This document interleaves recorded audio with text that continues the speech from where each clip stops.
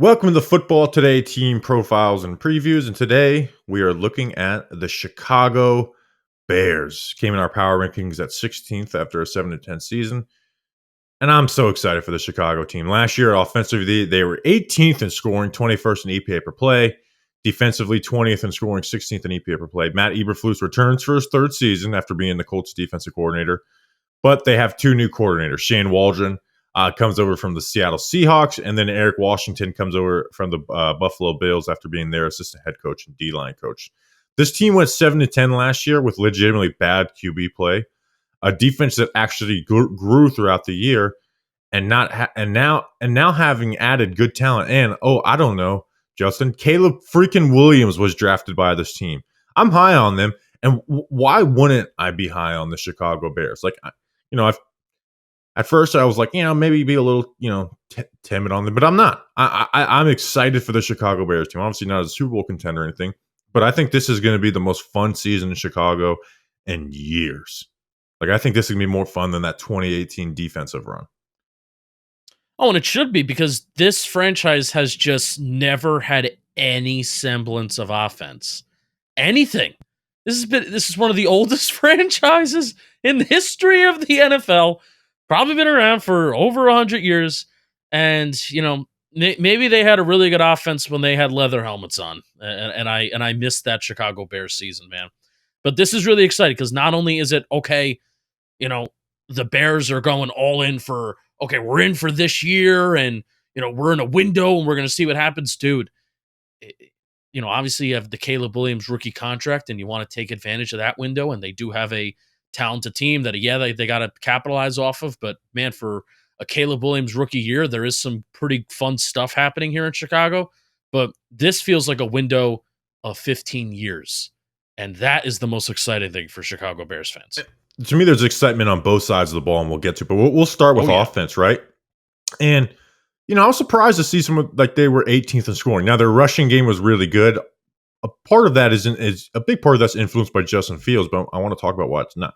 It's not all Justin Fields, right? But Justin Fields created so much pressure and sacks for this team last year. Crazy. His internal clock is awful with horrible processing. For years, not just last year. For years he did that. Yeah, he's the only QBs to allow more sacks last year were Russell Wilson and Sam Howell. And they get Caleb Williams, right? Caleb Williams, people look at him as like, oh, this guy's just backyard football. Bullshit. Go watch I'm gonna be a tape bro. Go watch the tape.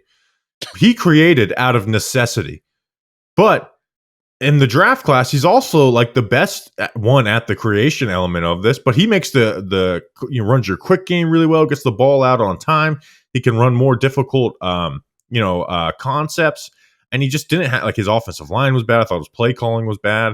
His receiving group was bad, and he made the difficult look easy. And he makes the entire menu is open for this team offensively, and he's going into a good spot, right? DJ Moore was 6th in the NFL in receiving last year. Think about how bad Justin Fields is, and DJ Moore was 6th.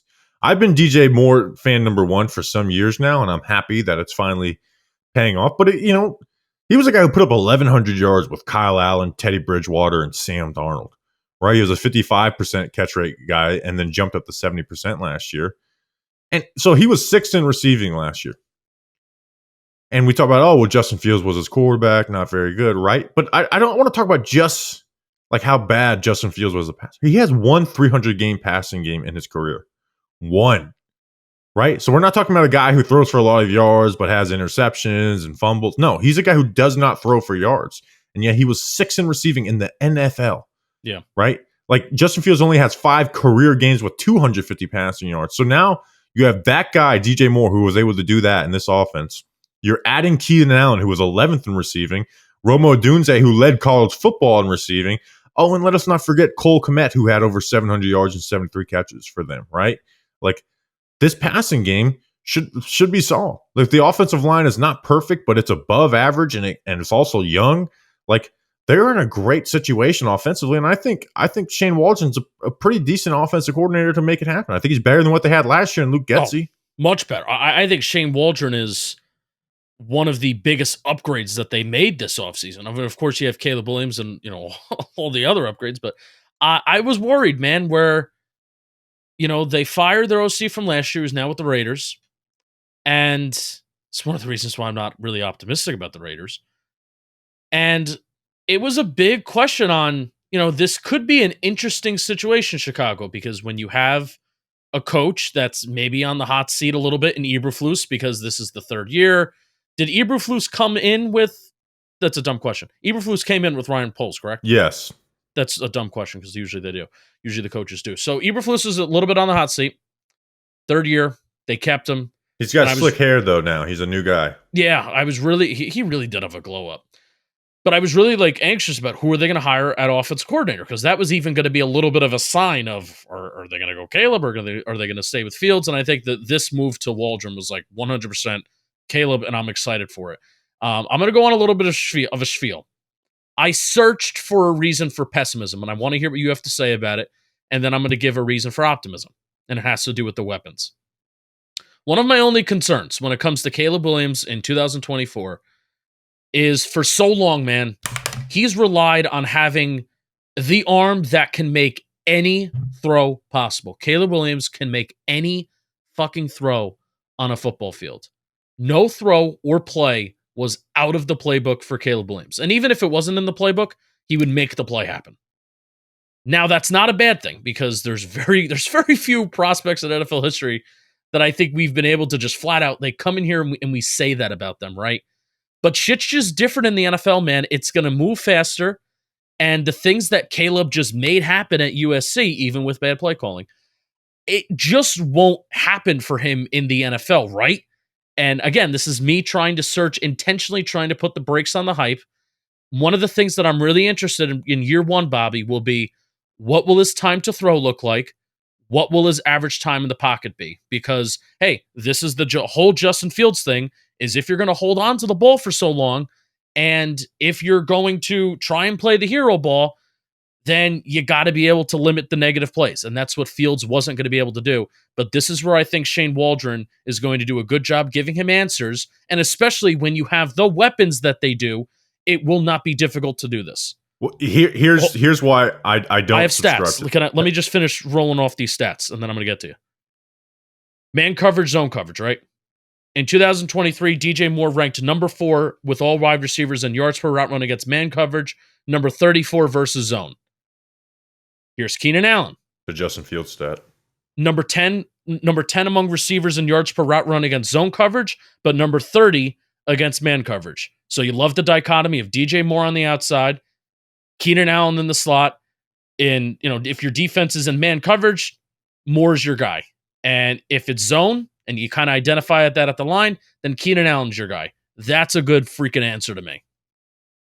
Yeah, and here's the other part is, one, like you said, the weapons are going to make, he's going to have more advantage skill-wise that in the NFL than he did in college. Not obviously NFL players are better than college players, but comparing their level in college versus their level in NFL. But that's where I try to dispel this notion of he's backyard, make all the crazy plays. He does do that, but again, he did it out of necessity out of USC.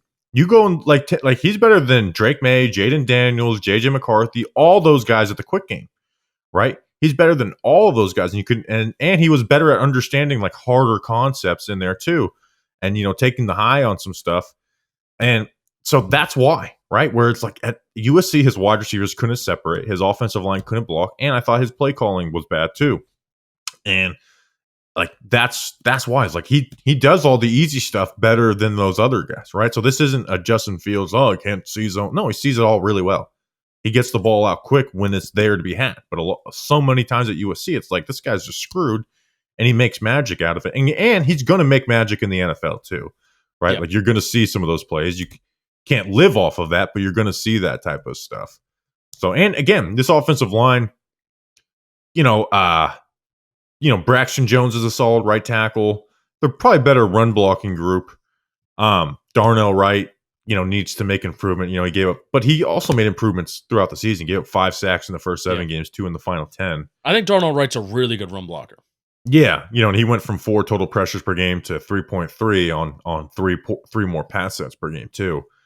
Tevin Jenkins, I really like for him at guard. They replaced Lucas Patrick with Coleman Shelton. So, it's not some great offensive line, but this is not a debilitating offensive line. When you look at like, oh, look how much Fields was pressured last year. He created so much of that because he just held onto the ball and just could not see the middle of the field. So, like, I think he's just in a, and it's the beauty of the team with the first overall pick not being the worst team in the NFL, right? And that's why it's like this, is because they had all this cap space, and they weren't the worst team in the NFL. So like that's why, you know, if the Panthers had the first pick and he's going to the Panthers, we're not talking like it'd probably be a little bit of a struggle the first year. Yeah. But it's about as good as a situation a first overall quarterback has ever stepped into, like ever, you know? Depends on. I mean, look at that wide receiver trio and an offensive line that's not bad. Like, and Cole Kmet, right? Like Cole Kmet, like his contract was clowned on, but like he actually made strides this past year, and his cap hit was like, you know, we talk about how Ryan Poles spreads the cap evenly. Like his cap hit was $11.6 million all of the next 4 years. So like that's not going to be a big contract 2 years from now where it's, you know, it's screwing them. Yeah. And how much cap space do they have next year as of right now? Do you know? In 2025? Yeah, I mean, I have it up if you want to guess and not cheat. Oh, 45 million. That's a really good guess. They have 47 million. So it's kind of not freaking fair how, you know, Ryan Poles, we were talking about it before the show, Ryan Poles, because they've had so much cap space that he kind of walked into, where Montez Sweat's contract is evenly spread out through the next like 4 or 5 years. Jalen Johnson's contract is, he has a $13 million, he has a $13 million cap hit this year, but then through the next 3 years after, it's spread out $21 million evenly. So this is a team that hasn't even had to backload stuff, which usually that's the big no thing to do in the NFL, but every team does it because every team has to do it if they want to kind of compete and keep themselves in somewhat of a favorable spot. So the cap in the NFL is going to continue to grow. They're going to extend DJ Moore. They're going to have no problem extending DJ Moore when they need to. And even Keenan Allen's on a 1-year deal where, depending on his health, I think there'll be a natural, like, let Keenan Allen go after this year because you have Rome Odunze right, because you have Rome Odunze. But still, they have so much options. It's like not fair. Yeah, and let's talk about the run game. You know, they were second in rushing last year. Justin Fields had 650 rushing yards. But, you know, let's say you just got rid of 350 rushing yards, and that would leave your quarterback with 300 rushing yards, which Caleb Williams can do that. They would still be top 10. But here's the one thing I didn't like about their offseason. I don't know why they gave DeAndre Swift that contract, right? Like 3 years, $24 million with $15 million guaranteed. Like, his vision is awful. He's a bad blocker. You know, and he goes to a Waldron scheme where they, you know, we talk about Kenneth Walker on the Seahawks TPP, where it's like they just let him dance, like where they need to get his ass, you know, upfield. They let him dance like it was Michael Jackson behind the line of scrimmage.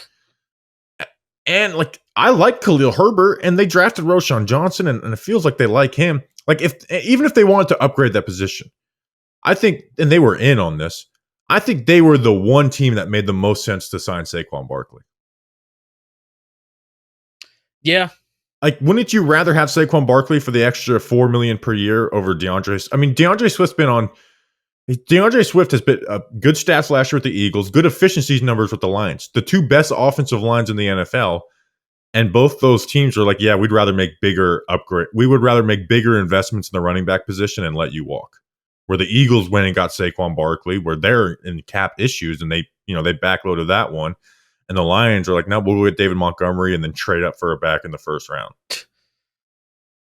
Yeah, and DeAndre Swift was the first domino to fall in terms of running back free agents too. So it's not even like Saquon was the first to sign, or Tony Pollard. Yeah, I just think he's not that good. You look at his stats, you see he can make big plays, he can make you miss, but like his vision is awful, and he's a bad blocker. Like, that's the only thing I don't like about what the Chicago Bears did this last offseason. Yeah, and I will give the Bears credit where credit is deserved, where Luke Getsy, I think he's a very, very good run game coordinator. I think he's very good. I think some of the concepts that he's done, it's just naturally created separation. I think he's moved offensive linemen really well. And that's the one thing I don't know if Shane Waldron is going to do as well as Getsy. Now, I think And we talked about with with Kenneth Walker's this super talented back, but they were inefficient as a running game in Seattle because like they let him create negative plays by staying behind the line of scrimmage, and Swift is going to do the same thing. And one of the points of not pessimism, but just questions that I have about the offense in general is the offensive line has to stay healthy. Braxton Jones missed time last year. They only had one offensive lineman appear in all 17 games, and that was Darnell Wright. And I want to talk about how there was a game that he played really hurt, and it was against Max Crosby, and I'll talk about that. Braxton Jones, 6 missed games. Nate Davis also missed 6. Tevin Jenkins missed 5. Tevin Jenkins really took steps up at a guard. I'm really happy to see that he's found a comfortable home in the NFL in terms of playing a position. I really like him. Whitehair, it looked dark for him a couple years ago too, and he was supposed to be a tackle. Cody Whitehair missed 3, and the Bears also added Ryan Bates in free agency, but he's only made 19 starts in the NFL over the last. That was a good trade that they made. He's good depth for them. Yeah, he was a guard for Buffalo. He also played some time at center, but I think they're gonna try and slot him in as the starting center. So this line really didn't get a chance to play a ton together last year. Hopefully that changes for them a little bit this year. All right, you want to talk about this defense? Yeah, really, because the defense, it doesn't excite me as much, but for how much we talk about the offense and oh my god, look at the receivers, look at the receivers, look at the receivers, and look at the skill. This defense entices me a ton. There's guys I love to talk about in this group, but Montez Sweat. Right, they traded for Montez Sweat. They were 30th in EPA per play. Post the Montez Sweat trade, they were 5th in EPA per play. Now, it wasn't just Montez Sweat. We'll talk about all that. That is still the issue for this defense, though, is the front. Right, Montez Sweat is going to be really good for them. Right, he was 26 in pressure rate. Their team was 26 in pressure rate in the NFL, 31st in sacks. They had 30 sacks in 17, 30 sacks in 17 games is pitiful, right? And 24 of those are from non-month. So, the guys who started the year on the roster contributed to 24 sacks. That's just pitiful. And that is the weak part of this. You have Montez Sweat. He played his best ball with them, led them in sacks, only played 9 games. And then you're relying on young guys like Gervin Dexter to have a big year for play really well for them. He played fairly well for them. I think their lack of defensive line and edge opposite Montez Sweat is really the only issue on this defense to me. Yeah, but it is a big one. I would agree with that 100%. Gervon Dexter is not my X factor, but he certainly comes close because I think that I'm not going to sit here and say, he could be a star or anything like that, but I think he can be a little bit of an impact player for the Chicago Bears. They took him 2nd round last year, right? Yeah. So I mean, he's really talented. There's expectations, and I know I always have a little bit more of an affection for guys that I like in the pre-draft process, and that was somebody that we kind of disagreed on because he came out high of his stance. He just couldn't get off the ball, and he came off high out of his stance. But one of the points that I made is, at Florida, that's exactly what he did. Just couldn't get off the ball, totally high in his stance. His pad level was really high.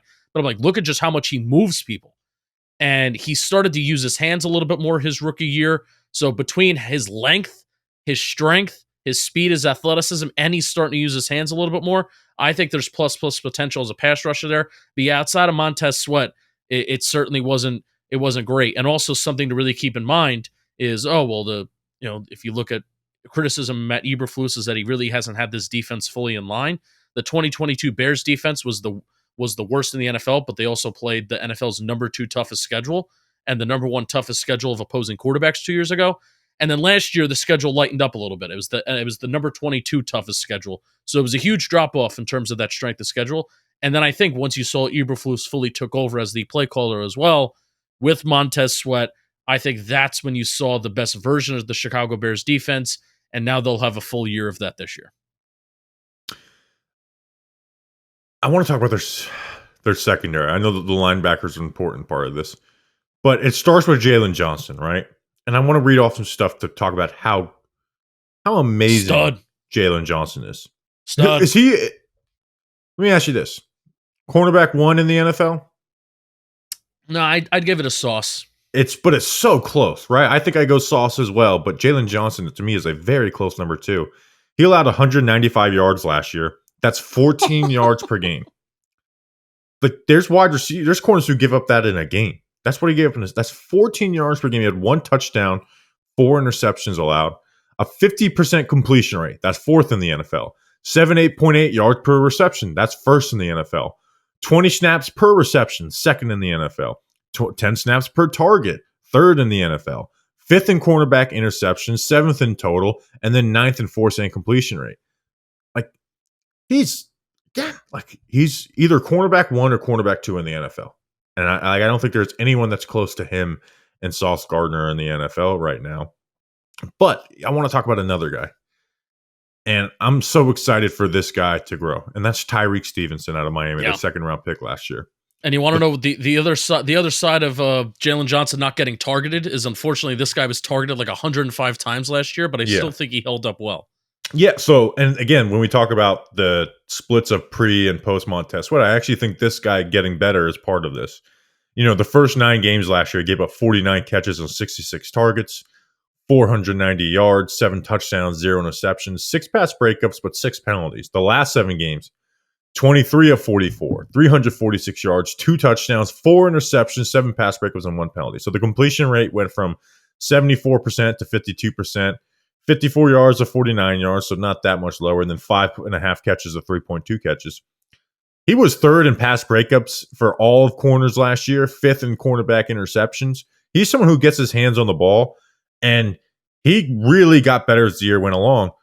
And I think this is they are on the door of maybe having one of the best cornerback duos in the NFL, because I really love Tyreek Stevenson coming out of the draft. And you really saw him come into his own. So now he's going to be coming into this year with confidence.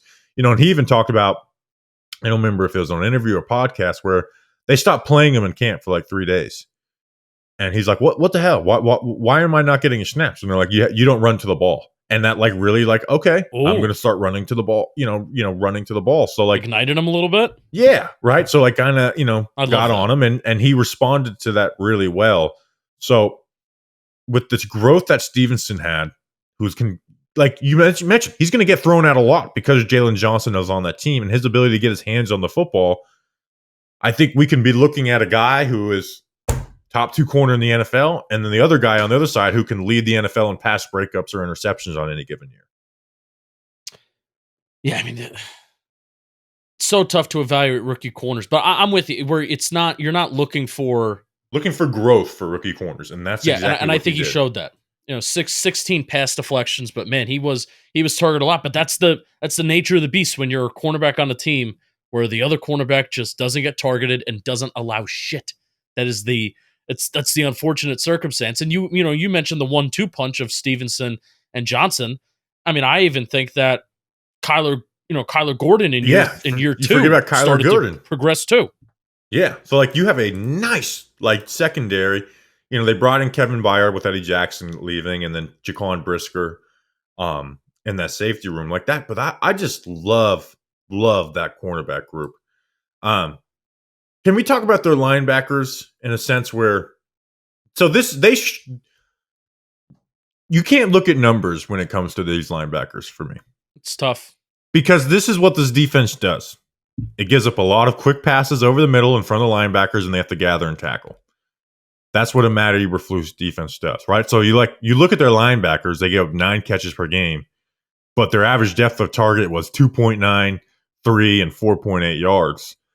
But they also they combined for 7 interceptions most in the NFL, but they were also 4th and 6th for most yards allowed. Now, I don't use linebacker coverage stats to judge the linebackers. I think it tells the story of the defense. I think you have to watch the film on those guys. But again, they allow everything quick under the middle, and then they got to gather and tackle. So there's a lot put on those guys.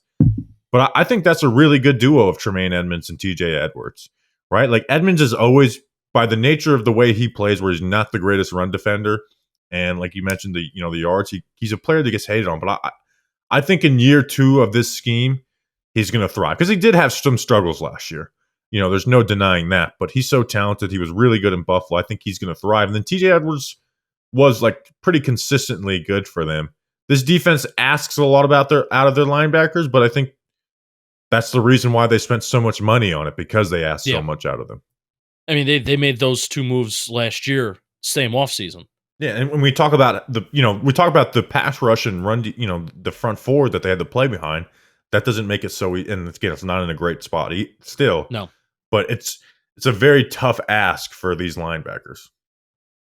Yeah, and even if I want to talk about these safeties, I mean, every level besides, even Gervon Dexter's on the interior, and he's a fun player to talk about.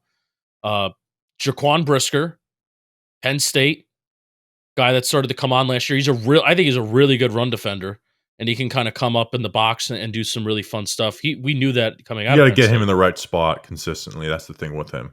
And I still think Kevin Byard has something left in the tank, man. I don't think you. I'm not judging him from Philly last year.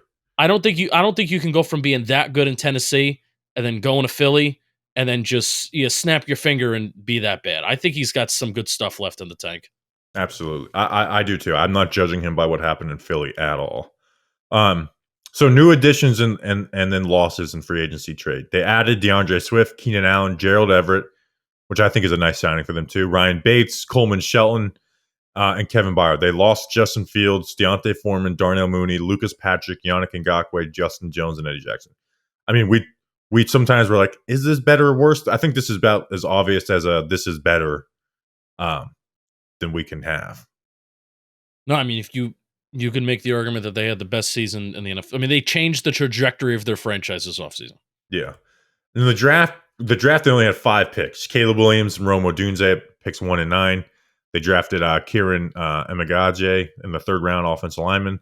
Drafted a punter in the 4th round, Torrey Taylor, which I don't know if I love that, but hey, if he's a great punter, then we don't remember it. And actually, we talk about their front needing help. I really like Austin Booker, their 5th round pick out of Kansas. He's long. He's kind of new to the position. Like, he's someone that I can see developing. Like, he's someone that I think at the end of the year might start to earn himself some playing time as a 5th rounder. So I like, they didn't have very many picks, but obviously the 1st round you love, and I really like their 5th. I'm not familiar with the offensive lineman Kieran, but I like Austin Booker, and if that punter is really good, it's really worth it. Over under. Oh, X Factor. My X Factor is Darnell Wright. Right tackle, 2nd year. Dude, there was a game where I don't know what was wrong with him. He played 17 games last year, so he wasn't hurt enough to miss a game. But, I name search him on Twitter, and then, some of our Bears friends come up, and I see this like, minute and a half highlight clip from Darnell Wright against the Raiders, and he cannot move his left arm.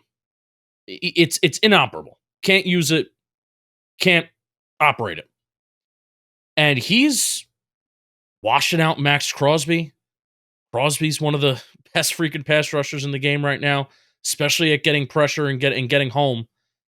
Washing out Max Crosby, staying attached to him in the run game. He's getting out of his stance. He's moving guys. He understands leverage. He understands where he needs to position himself. And even, we had Nate Tyson a couple weeks ago, and he's talking about the renaissance of the run game in the NFL and how you're moving everybody. You're moving tackles out. And I think Darnell Wright is such an advantage where if you want to pull him across the line of scrimmage, he is going to cause some havoc, man. He's going to F some people up.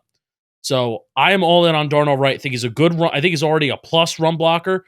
And I think with his athleticism and with some more consistency, I think he could become a really good right tackle. And this Bears needs good offensive line players. If you look at the rest of the NFC North, if Penei Sewell is a really good right tackle, Green Bay, they got some reliable guys. And then obviously Minnesota, they have one of the best offensive tackle duos in the NFL. So Darnell Wright, go be an X Factor.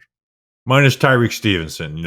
I talked about him a lot before, so I won't go into all of it. But you're going to be targeted a lot, so get your hands on the football a lot, create turnovers, which I think Tyreek is great. I think he's great at diagnosing the route and undercutting it, and I'm really excited for him. Like, he made some fucking sick plays last year. Over under 9.5 wins. That's an evil over under. It is, because I'm so excited about this team. but they have two strong teams in the division. They have a fairly strong schedule. I'm going under, but I when we do these over, I filled out my entire schedule, like picked every game, so it's not just willy nilly picking it. And I had them at 9-8. The I hope website that's that a I'm 9-8 that makes them to the playoffs, though, because I want this team in the playoffs so badly. I mean, I'm looking at the site that you shared with me, and it says 8.5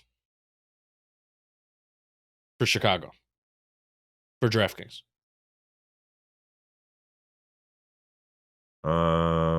If you look under the DraftKings tab, it says 8.5. I'm looking at the one I sent you, and it's Maybe because we're in different states. That would be odd. I won't say on air why it is, because I may have just been looking at the first column for all of these. Oh, wow! I didn't. Well, let's change it to 8.5. Because honestly, 9.5, we're both going to go. Yeah, under. let's just it's 8.5 on DraftKings. We're going over. I'm going 9-8. Happy? You happy? I am, because you would have went under. We would have both went under 9.5. The same. I have the same amount of wins, but it sounds better when you say over instead of under. I know. I'm going to go under because I just have the Lions and the Packers. I just think they're better, man. I think the Packers are going to roll this year. I think the Lions are going to roll this year. And competed with Detroit last year. They should have beat Detroit last year. They did. They kind of kicked the shit out of him that second matchup. It was a big Montez Sweat game, 2 sacks after he got embarrassed. He got embarrassed that first game against Detroit. I'm going under. I have him 7-10.